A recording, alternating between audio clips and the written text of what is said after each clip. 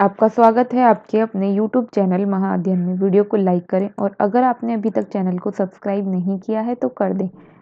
आज हम करने जा रहे हैं हमारे 7th स्टैंडर्ड की सोशल साइंस की वर्कशीट जो कि है जियोग्राफी से, और हमारी वर्कशीट का नंबर है 17 यानी कि 17 और डेट है 23 नवंबर। तो फिलहाल हम बात कर रहे हैं एयर की, और पहले भी हम काफ़ी बातें कर चुके हैं। आज और कुछ नई बातों को जानेंगे। अगर हम बात करें एयर की, तो our atmosphere is divided into 5 layers. आज हम उन 5 लेयर्स की बात करेंगे जो हमारी अर्थ सरफेस के सराउंडिंग्स हैं, और इन सभी लेयर्स के बारे में हम अलग अलग बातें यानी इनका इम्पोर्टेंस क्या है वो सब हम बात करेंगे। तो अगर हम इस फिगर को देखते हैं, तो इस फिगर को अगर हम देखें, अगर अर्थ के सरफेस से हम लें, अर्थ का जो सरफेस है यानी कि जो जमीन है, धरती है, वहां से अगर देखना शुरू करें तो वहां से करीब किलोमीटर में आपको पैरामीटर दिया हुआ है। तो सरफेस से करीब 13 किलोमीटर तक, यहाँ पर 10 पर मार्क है, ये लाइन आपको दिखाई दे रही है, तो करीब 13 किलोमीटर तक अर्थ सरफेस से 13 किलोमीटर तक ट्रोपोस्फेयर होता है। अब ये ट्रोपोस्फेयर की बात कर रहे हैं हम। ट्रोपोस्फेयर ही वो है, देखिए यहाँ पे एक माउंटेन बनाया हुआ है और लिखा हुआ है एवरेस्ट। ये एवरेस्ट माउंटेन के से भी ज़्यादा ऊंचाई है। मतलब ये कि हम जहाँ रहते हैं, जिसमें हम सांस लेते हैं, ब्रीदिंग करते हैं, तो ये ब्रीदिंग हमें इसी ट्रोपोस्फेयर में मिलती है। अगर हम इससे बाहर चले जाते हैं तो हमें ब्रीथ लेने में दिक्कत होने लगेगी, क्योंकि वहाँ पर आपको ऑक्सीजन इतनी मात्रा में नहीं मिल पाएगी। जैसे आपने सुना भी होगा कि अगर हम माउंटेन्स पर, ऊंचाई पर चले जाते हैं तो ब्रीदिंग में दिक्कत होती है।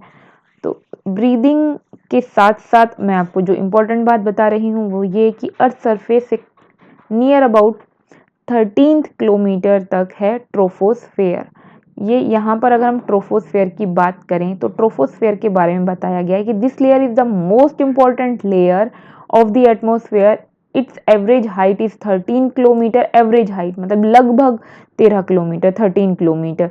The air we breathe exist here. Almost all the weather phenomena like rainfall, fog, hail storm occur in this layer. तो जो मैंने अभी अभी आपको बताया वो सभी बातें यहाँ पर लिखी हैं, और साथ में ये भी लिखा है कि वेदर फिनोमिना जितने भी होते हैं वो सभी इसी के अंदर होते हैं। इसका मतलब बारिश पड़ना, कोहरा होना, जैसे फॉग बोलते हैं हम, इसके अलावा बारिश में जो ओले पड़ते हैं वो भी इसी के अंदर आता है। मतलब बादल भी हमें इसी के अंदर मिलते हैं। अगर हम ट्रोपोस्फेयर से और आगे चले जाते हैं, यानी 13 किलोमीटर से भी ऊपर की तरफ अगर बढ़ जाते हैं, तो वहां पर हमें ये बादल, ये सब चीजें देखने के लिए नहीं मिलती हैं। मतलब जितने भी वेदर फिनोमिना हैं वो इन 13 किलोमीटर्स के अंदर ही हमें देखने को मिलते हैं। इसके बाद हम बात कर रहे हैं कि अगर हम 13 किलोमीटर से ऊपर जाते हैं तो वहाँ कौन सा फेयर है, तो वहाँ है स्ट्रेटोस्फेयर। अब आपको ये ध्यान रखना है स्ट्रेटोस्फेयर के बारे में कि 13 किलोमीटर से near about 50 kilometre, near about लगभग मानकर चलना है। स्ट्रेटोस्फेयर हमारा 13 किलोमीटर से 50 किलोमीटर के बीच का एरिया है, मिडिल एरिया है पूरा।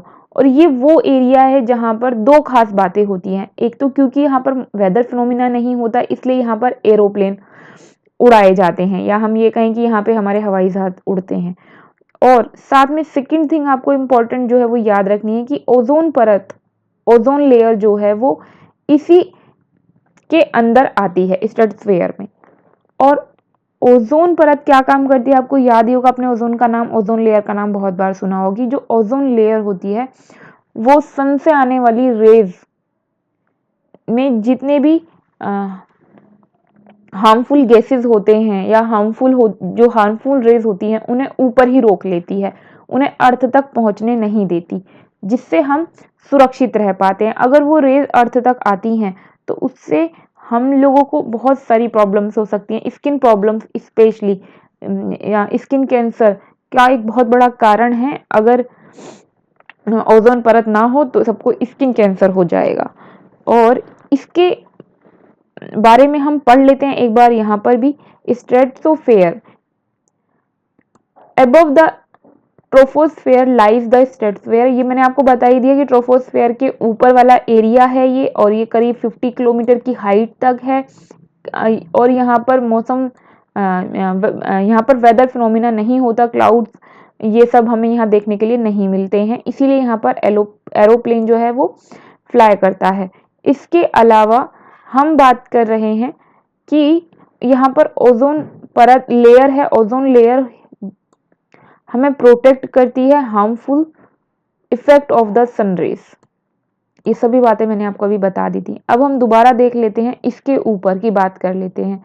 50 किलोमीटर से नियर अबाउट 80 किलोमीटर तक मेसोस्फेयर है। अब मेसोस्फेयर में अगर हम बात करें तो आपको यहाँ छोटे छोटे बिंदु दिखाई दे रहे हैं, डॉट दिखाई दे रहे हैं।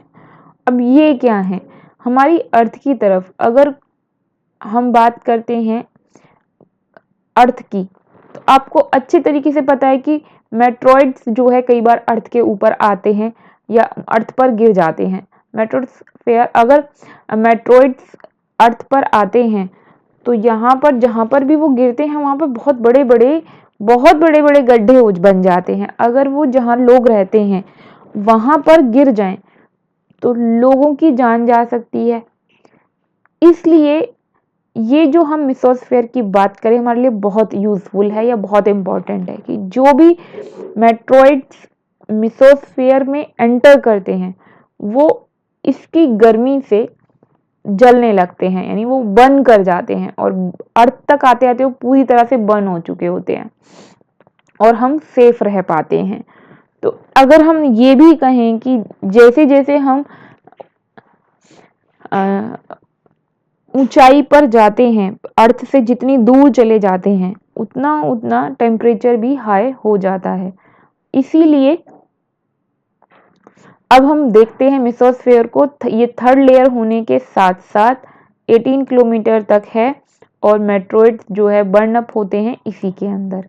इसके बाद अगर हम वापस अपनी नेक्स्ट देखें तो 80 किलोमीटर से नियर अबाउट 400 किलोमीटर तक, नियर अबाउट 400 किलोमीटर तक, जो यहाँ नहीं लिखा है मैं लिख देती हूँ, जो लेयर है एयर की जो लेयर है उसको हम थर्मोस्फेयर कहते हैं। आपको ये याद रखना है, जितने भी ये लेयर्स पढ़ रहे हैं ये एयर की लेयर्स हैं। ट्रोपोस्फेयर, स्ट्रेटोस्फेयर, मेसोस्फेयर, थर्मोस्फेयर, उसके बाद हम एक्सोस्फेयर भी पढ़ेंगे। ये सभी एयर की लेयर हैं। बिल्कुल इधर उधर ध्यान से ना हो, ये ध्यान रहे। तो थर्मोस्फेयर की जब हम बात कर रहे हैं तो इसके बारे में भी हम कुछ बातें पढ़ लेते हैं। ये मैंने आपको बता ही दिया कि 80 टू 400 किलोमीटर तक ये है। और इम्पॉर्टेंट बात जो आपको याद रखनी है, जिस तरह हमने बात की थी अभी कि ओजोन लेयर के बारे में हमने बात की थी कि स्ट्रेटोस्फेयर में ओजोन लेयर होती है, बिल्कुल उसी तरह से आपको याद रखना है कि थर्मोस्फेयर में आयनोस्फेयर भी होती है, जिसे हिंदी में आयन मंडल भी कहते हैं। तो आयनोस्फेयर यहाँ पर आपको दिखाई देती, मतलब ये एग्जिस्ट करती है, थर्मोस्फेयर में ही आयनोस्फेयर एग्जिस्ट करती है। और यही वो इम्पोर्टेंट एरिया है जहाँ से हम कहते हैं कि हम मोबाइल, इंटरनेट, रेडियो, टेलीविज़न, ऐसी बहुत सारी चीज़ों का जब हम इस्तेमाल करते हैं तो अच्छे तरीके से आपको याद है इन सब के लिए रेडियो वेव्स वर्क करती हैं। तो ये रेडियो वेव्स जो वर्क करती हैं वो इसी थर्मोस्फेयर की वजह से वर्क करती हैं। ये थर्मोस्फेयर ही है जो इन रेडियो वेव्स को वापस भेज देता है अर्थ पर, रिफ्लेक्ट करता है अर्थ पर, और उसी से हमें सारी इंफॉर्मेशन मिल पाती है, या हम ये कहें कि हमारे मोबाइल, इंटरनेट, रेडियो, टेलीविजन सब काम कर पाते हैं। तो ये था थर्मोस्फेयर, इम्पोर्टेंट है हमारे लिए, क्यों वो आपने देख लिया। अब हम बात करें एग्जोस्फेयर की। अगर हम बात करते हैं 400 किलोमीटर के ऊपर की, तो वहां पर हमारा एग्जोस्फेयर है। अब ये 400 किलोमीटर के ऊपर जो एग्जोस्फेयर है इसके बारे में अगर हम बात कर रहे हैं तो ये सबसे ऊपर की परत है, सबसे अपर मोस्ट लेयर है, अपर मोस्ट लेयर एयर की। और ये जो लेयर है ये थिन भी है, और साथ में यहाँ पर हमें लाइट वेट गैसेस मिलती हैं लाइक हीलियम और हाइड्रोजन। आपको हीलियम और हाइड्रोजन जैसी गैसें यहीं पर मिलेंगी। तो ये थी हमारी वर्कशीट। अब हम देखते हैं हमने क्या सीखा। यहाँ हमें कहा गया है कि कुछ हिंट दिए गए हैं और उन हिंट को देख के हमें एटमॉस्फेयर की लेयर का नाम बताना है। यहाँ पे एयर की कौन सी लेयर है। यहाँ पे एरोप्लेन दिखाई दे रहा है और हमने बात की थी एरोप्लेन जो है वो सेकंड लेयर में होता है जहाँ पर वेदर फिनोमिना नहीं होता है और इसका नाम है स्ट्रेटोस्फेयर।